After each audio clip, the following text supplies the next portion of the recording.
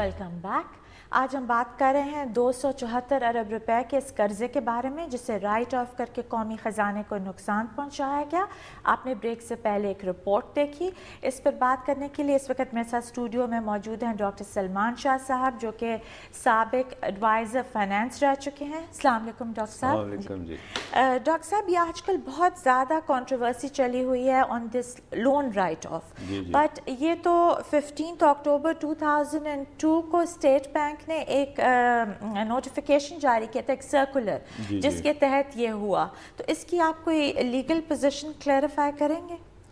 लेकिन जी, State Bank of Pakistan is the main जो रेगुलेटर है बैंकिंग सेक्टर का, और उसके साथ it is also the main supervisor of the banking sector, और उसके तहत उनके पास पावर्स हैं to bring about different rules and regulation, जिसके तहत ये लोन्स की जो है रीस्केजुलिंग भी हो सकती है, लोन्स की राइट ऑफ भी हो सकती है। एंड आई प्रिज्यूम उस वक्त ये जो SRO 29 था उसके तहत खासा ये किया गया, बट इसकी एक लंबी हिस्ट्री है इन अ वे, क्योंकि जब प्रेसिडेंट मुशर्रफ 99 में उन्होंने जब टेक ओवर किया था, तो सबसे पहली जो इकोनॉमी के ऊपर उनको प्रेजेंटेशन दी गई थी वो उस वक्त के गवर्नर स्टेट बैंक थे, आई थिंक उस वक्त गवर्नर याकूब थे, स्टेट बैंक के गवर्नर, और उन्होंने बताया था कि इकोनॉमी जो है वो तकरीबन स्टैंड स्टिल पे है।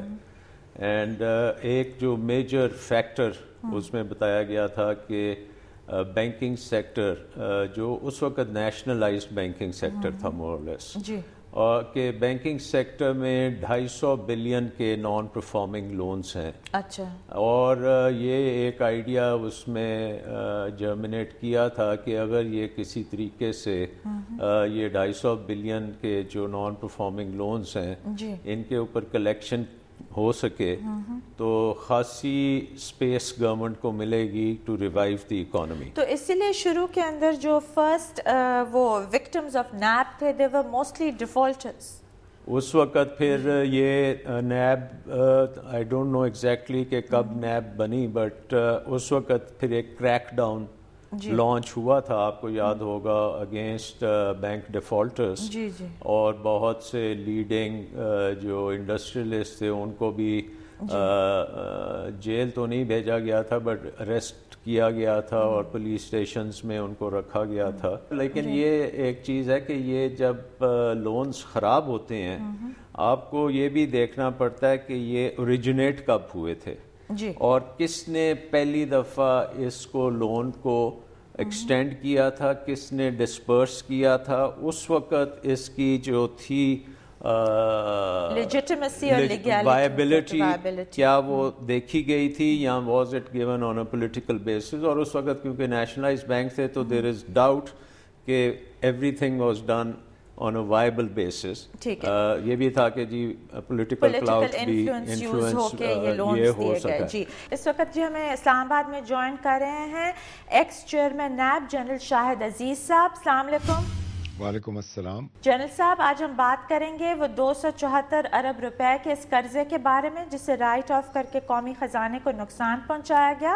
जी मेरे साथ स्टूडियो में मौजूद हैं डॉक्टर सलमान शाह। आपने अभी इनकी कॉन्वर्सेशन सुनी और ये 15 अक्टूबर 2002 के स्टेट बैंक सर्कुलर के ज़रिए ये जो लिस्ट आ रही है राइट ऑफ करने की लोन्स, ये हुआ है।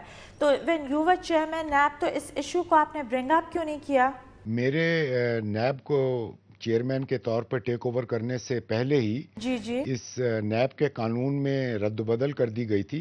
मुझसे पहले, मैं सही वक्त नहीं जानता किस वक्त, नैब कर्जों के केसेस को देखता था, लेकिन बाद में नैब को कानून में रद्द-बदल करके मना कर दिया गया और जितने लोन राइट ऑफ्स के केसेस थे बैंक्स के, वो सिर्फ गवर्नर स्टेट बैंक देखने के मजाज थे। नैब को इन इश्यूज में ڈیل کرنے کی اجازت نہیں تھی. جنرل صاحب اس نیب کو کوئی پولیٹیکل وکٹمائزیشن کے لیے استعمال کیا گیا؟ بیکاز شروع میں جب جنرل صاحب آئے تھے اور یہ جو فرسٹ کریک ڈاؤن تھا اس میں ہر کوئی کہتا ہے کہ they were looking at big names and politicians جن کو یہ اندر کر رہے تھے. تو اس کے بعد پھر جب لیگلی وہ ٹریس کرنا شروع کیا اور لیگل ایکشن لینا شروع کیا then it did not seem worthwhile because جیسے ڈاکٹر صاحب نے کہا پھر economy was suffering. تو آپ کا اس پہ کیا ویو ہے؟ میں سمجھتا ہوں کہ کرپشن اس ملک میں اتنی زیادہ عام ہو چکی ہے اور اتنی پھیل چکی ہے کہ اگر ایک وقت میں ساری کرپشن کو ہینڈل کرنا شروع کر دیا جائے یا کسی ایک بڑے سیکٹر کو ٹارگٹ کرنا شروع کر دیا جائے تو یقیناً اکانومی پر اس کے ایفیکٹ پڑیں گے. کرپشن سلیکٹیولی دیکھ کر اور سوچ سنبھل کر کرنی پڑے گی. اس ملک میں کرپشن کے حالات ایسے ہیں کہ ایک وقت میں تمام چیزوں کو ٹیکل نہیں کیا جا سکتا. نہ ہی وہ نیب کے صلاحیت کے اندر ہوگا اتنے زیادہ کیسز کو ہینڈل کرنا اور نہ ہی وہ ملک میں اکنامک سٹیبلٹی کو برقرار رکھ سکتا ہے. لیکن اس کا مطلب یہ نہیں ہے کہ لون رائٹ آفس کو اور بینک کے مختلف ایشوز کو نیب دیکھنا چھوڑ دے. یہ جو واجد شمس الحسن صاحب پکڑے گئے تھے کاغذوں کے ساتھ تو مجھے یہ بتائیں کہ یہ نیب کی اوکے کے بغیر یا ان کی ڈیمانڈ کے بغیر وہ لائر انہیں واپس کر سکتے ہیں لیگلی یہ پیپرز؟ میں نہیں سمجھتا کہ ایسا ہو سکتا ہے. اس میں نیب کو بیچ میں آنا پڑے گا کیونکہ وہ لائرز نیب کے تھرو امپلائی ہوتے ہیں.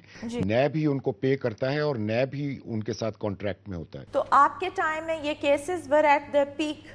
جی ہاں، میرے ٹائم میں دو بڑے کیسز جو باہر چل رہے تھے وہ ایک سوئس کیس تھا جو مجھ سے پہلے سے چل رہا تھا اور ایک کیس اسپین کی عدالت میں داخل کیا گیا تھا. وہ میرے وہاں نیب میں رہنے کے دوران داخل کیا گیا. تو آپ کو کسی قسم کے آپ کو ٹوٹل فریڈم ملا تھا to really crack down on the corrupt elements NAB کا؟ تو اس وقت امیج بہت ہائی تھا نیب میں. Towards the end of my tenure there was pressure to close down the cases of Benazir. لیکن اس کے علاوہ ایک آدھ چیزوں پر مجھے رکاوٹ تھی اور باقی جیسے چینی اور آئل کے کیس میں مجھے بڑا ریزسٹنس تھا آئل پرائسنگ میکنزم کے اوپر. اس کے علاوہ کچھ کیسز جو میرے نیب میں آنے سے پہلے بند تھے ان کے بارے میں میرے آنے سے پہلے ہی یہ مجھے بتا دیا گیا تھا کہ ان کیسز کو میں نہ کھولوں تاکہ ملک میں پولیٹیکل ڈی اسٹیبلائزیشن نہ ہو کیونکہ ایک سال بعد الیکشنز ہونے تھے. اس وقت ہم لیتے ہیں ایک بریک کے بعد ہم ڈاکٹر سلمان شاہ اور جنرل صاحب دونوں سے بات کریں گے آن دس پاورفل شوگر مافیا کہ اب تک پاکستان میں چینی کا اتنا بحران ہے اور یہ ختم ہی ہونے کو نہیں آ رہا. ہمارے ساتھ رہیے گا.